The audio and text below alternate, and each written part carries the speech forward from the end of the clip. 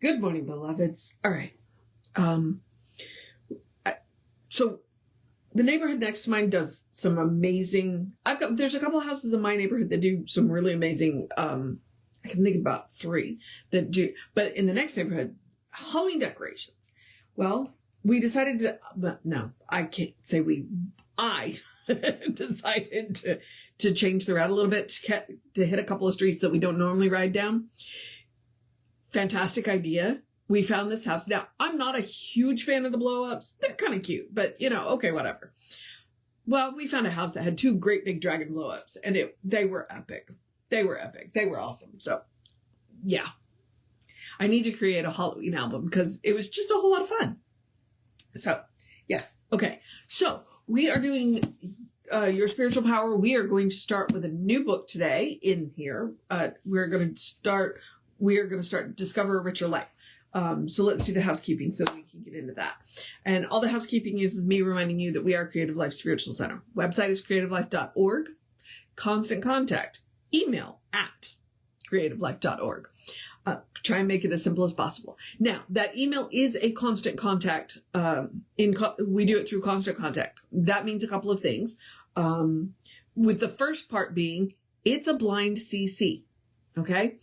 It means nobody's going to see your email. Now, we do 1 email a week because it's a real person doing it. He doesn't have time for more than that. Unless something unusual happens, I will point out. Thankfully, we are getting to the end of hurricane season, but we do live in hurricane country. So that would be the only reason if something unusual like that happens. Or it freezes again because, hey, there was that day of snow or that week of snow in 21. Yeah. And, so you get 1 email a week, tells you what's going on for the week and the month, and then the hot links are hot. If it says click here now, it means it. It'll take you right to the information, the person that can help you get it. Okay. Now, also want to mention the social media briefly, mostly because you're watching this on social media. We do not monetize the social media. We don't want to deal with the ads any more than you do. So what we ask you to do instead, so that it is to like, subscribe, follow based on which platform you're on. The more people that like, follow, and subscribe, it bumps us in the algorithms. And then also interact with the individual post. So react to the post, comment on the post, share the post. Again, like I said, bumps us in the algorithm, and it's a free and easy way for you to support the center. All it costs you is a click. All right. So there is that. All right. Now, Your Spiritual Power is a collection of inspirational writings from Ernest Holmes that somebody pulled together some of his more rare works that may not be published a lot of other places. And so we are starting a new one today. We are starting Discover a Richer Life. Before we get actually into it, there's a foreword by William Kinnear, and it says part 1, effective foundations for effective living. And then we're actually going to do philosophy. So that is what we are doing today. And we're going to try and get through as much of it as possible. Philosophy looks fairly short, so we should be okay. But this is the foreword by, as I said, William Kinnear. Ernest Holmes was one of the greatest spiritual leaders in our day. He always wrote and spoke with a simplicity and directness that conveyed the essence and meaning of the philosophy of science of mind, which he formulated, and by means of which countless thousands have been able to experience a better way of life. At the time he passed on in 1960, he left a great wealth of unpublished material, most of which will eventually appear as articles in Science of Mind magazine. For over 30 years, he had regular monthly features in the magazine, and this material has never been available in any other way. This volume is the first in a series that will assemble these magazine articles, bringing them together in a related manner and in a permanent form. It is felt that each additional volume of Ernest Holmes' work will be an important contribution to his basic writings on science of mind. Well, that explains a whole lot about some of his books. They were his magazine articles that they have bound together because they fit a theme. So that's really cool. Okay. So we're going to do in Discover Your Richer Life, we're doing part 1, Foundations for Effective Living. And this is the paragraph what goes with this. For too long, we have been dividing ourselves as well as the universe in which we live into small, unrelated segments. We have been so busy doing this that we have overlooked the fact that everything is part of one stupendous whole. We have separated the spirit from the mind and the mind from the body. We have isolated living things from that which causes them to live. The stars and the atoms we consider apart from the purposive creativity which creates and sustains them. There comes a time when it is necessary to try and put things back together again.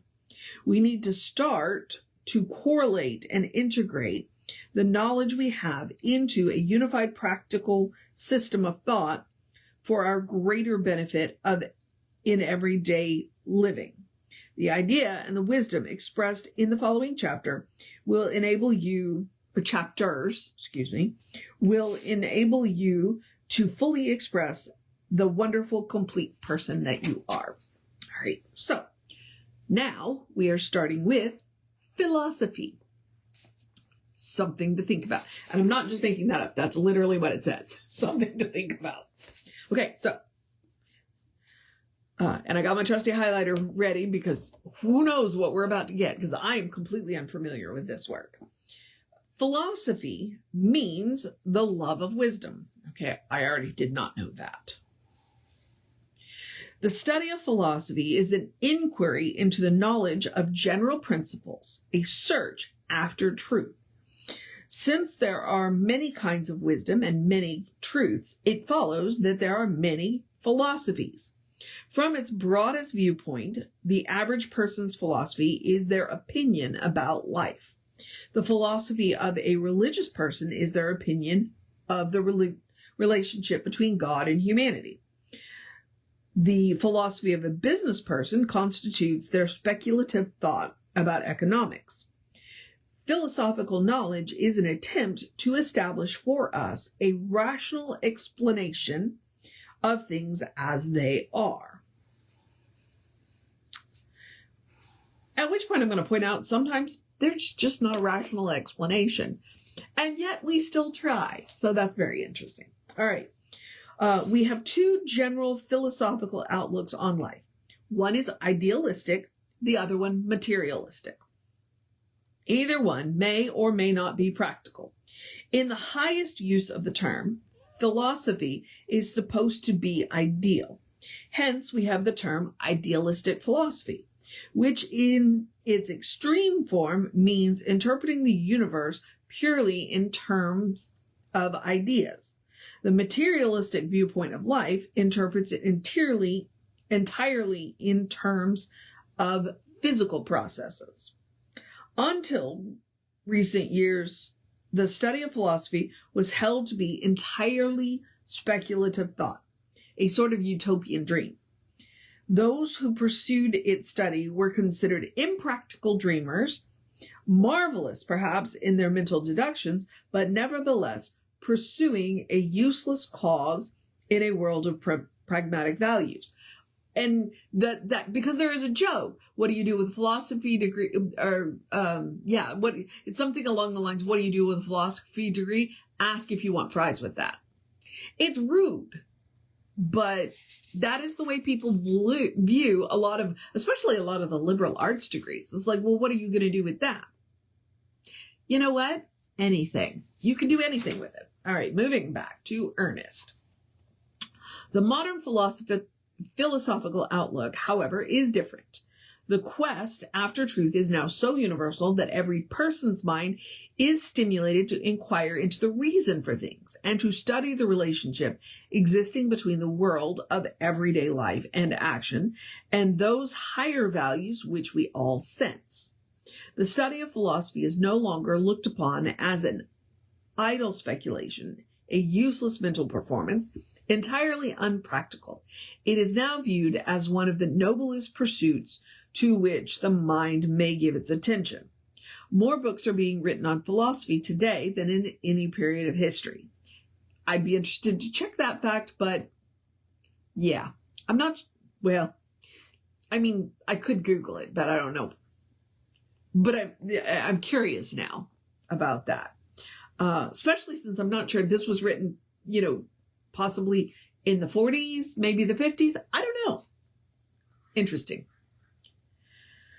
But I can guarantee you it was written more than 50 years ago.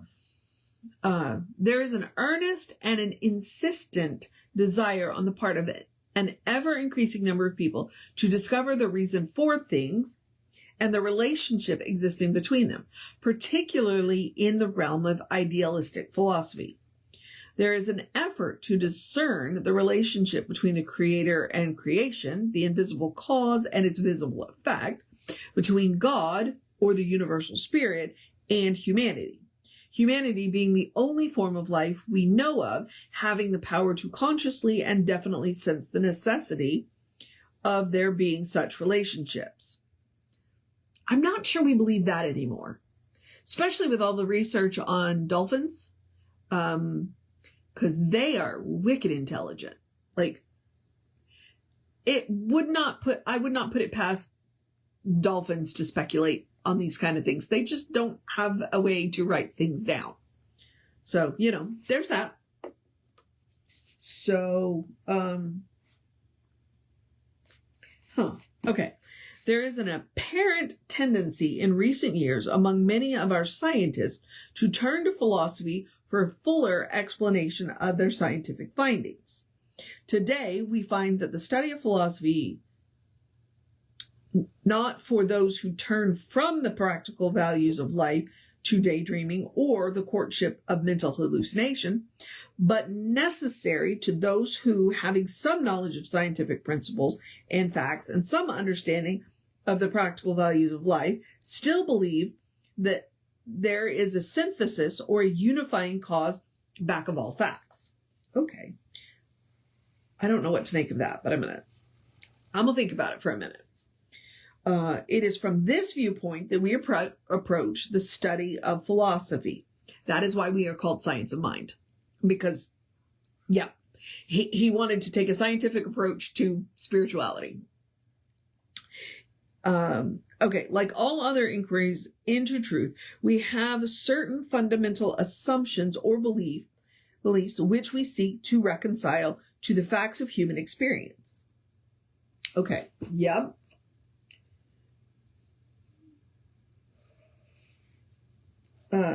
These fundamental assumptions or beliefs are simple and few. There is an infinite creative intelligence which creates all things by imparting itself to become that which is created. This original creative cause is an indivisible unity in its own nature, changeless and eternal, and from it proceeds laws which sustain the visible universe. It is the nature of this original cause to continuously express, to eternally do new things, yet in doing these things, it can never contradict its own nature. Whew. Okay. Yep.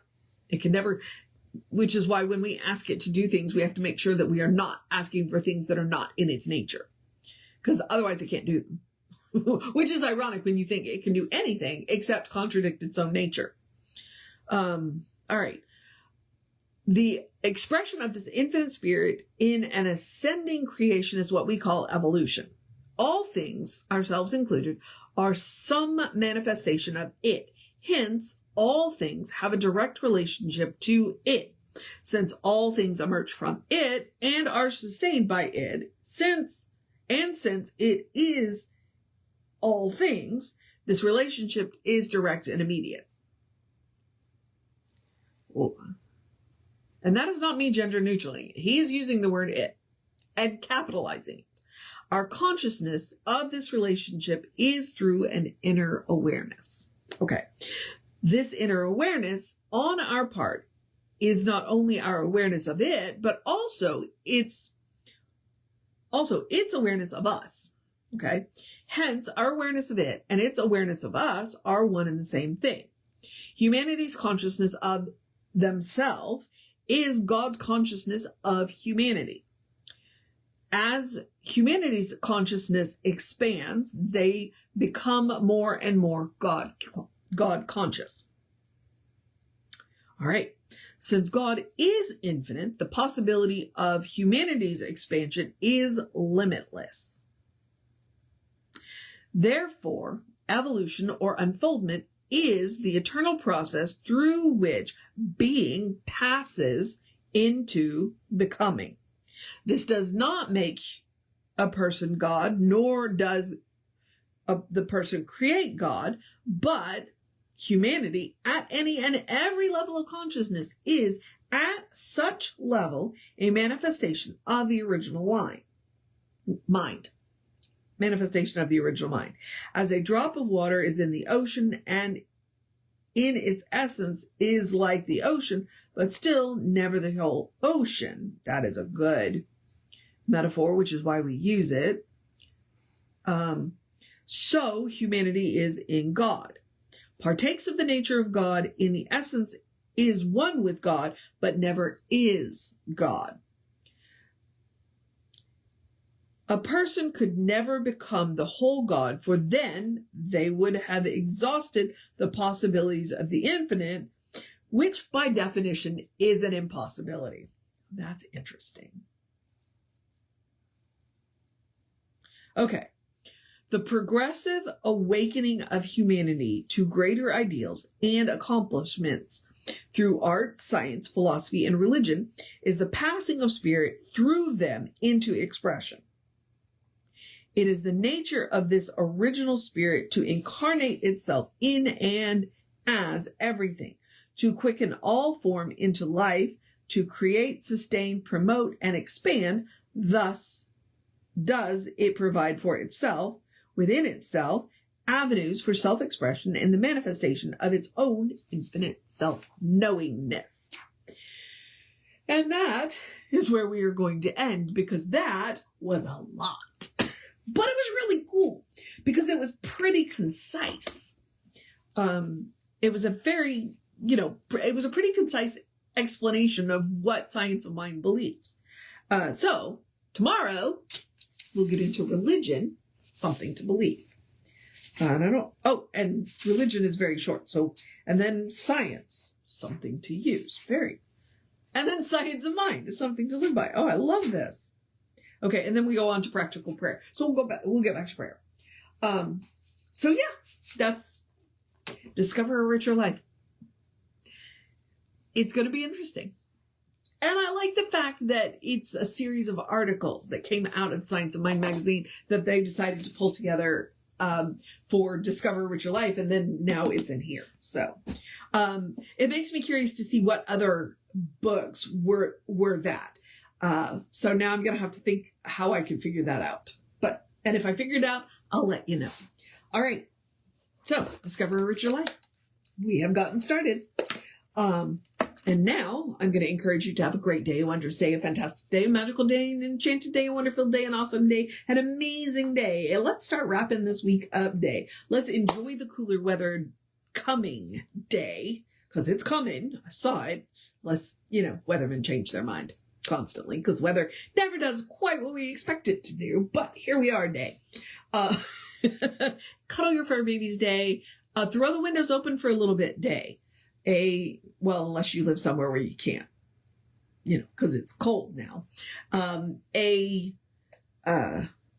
Do something for yourself day. Eat something amazing day.